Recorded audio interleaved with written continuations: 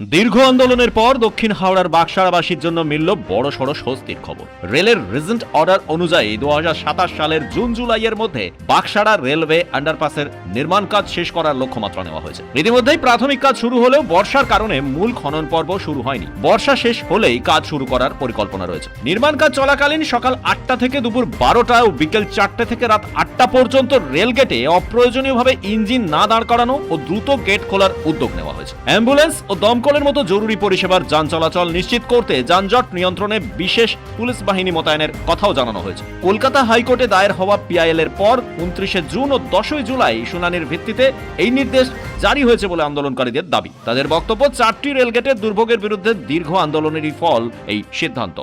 এটা হচ্ছে আমাদের যে বাকসারবাসী যে আন্দোলন করেছিলাম, এটা তার এভিডেন্স, যে আমাদের যে পিআইএল করা হয়েছে তার এভিডেন্স এটা। আর আমাদের সবাইকে আমি থ্যাংক ইউ জানাতে চাইছি যে এই কারণে যে একটা যন্ত্রণা থেকে কিন্তু আমরা বাকসারবাসী একত্রিত হয়ে গেছি। এত বড় যন্ত্রণা যে 4টে গেট নিয়ে আমরা আটকানো, আর সেই কারণেই 4টে গেট নিয়ে আমরা আন্দোলনে নেমেছিলাম। বর্তমানে আমরা এই দুটো গেটের মাঝখান দিয়ে মধ্যবর্তী জায়গা দিয়ে আন্ডারপাসের স্যাংশন লেটার পেয়ে গেছি, এটা আমাদের হাতে রয়েছে এবং অ্যাপ্রক্সিমেটলি জুন 2027 এটা হ্যান্ডওভার আমরা পেতে চলেছি। এবং ইন্টারিম পিরিয়ডে ভেহিকেলস নিয়ে যে কথাটা স্যারেরা আগেও বলেছেন যে কোনো রকম এমার্জেন্সি ভেহিকেলস পাস করিয়ে দেওয়া হবে। আর তার সাথে সাথে আমি সমস্ত বাকসারাবাসীকে এই বার্তা দিতে চলেছি, আগামী দিনে আমরা মুক্ত হতে চলেছি এই নাগপাস থেকে, এবং এটা আমরা 27শে জুনের পরে সবাই বাকসারাবাসী মিলে এটাকে সেলিব্রেট করব।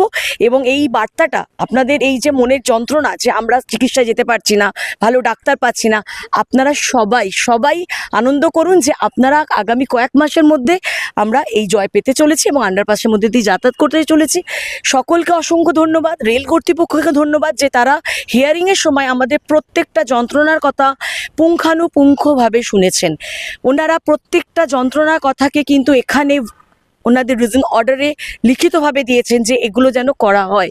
আর যারা আমাদের সাথে আন্দোলনে ছিলেন তাদেরকেও অসংখ্য ধন্যবাদ, এবং যারা দূর থেকে আমাদের শুভকামনা জানিয়েছেন তাদেরকেও অসংখ্য ধন্যবাদ। এবং সমস্ত মিডিয়াকে, যারা প্রথম দিন আমরা অবস্থান বিক্ষোভে নেমেছিলাম সেদিনও আমাদের সাথে ছিলেন, আজ যখন আমরা এই জয়টা নিয়ে আসতে পেরেছি মহামান্য আদালতের নির্দেশে, সেদিনও আমাদের সাথে আছেন।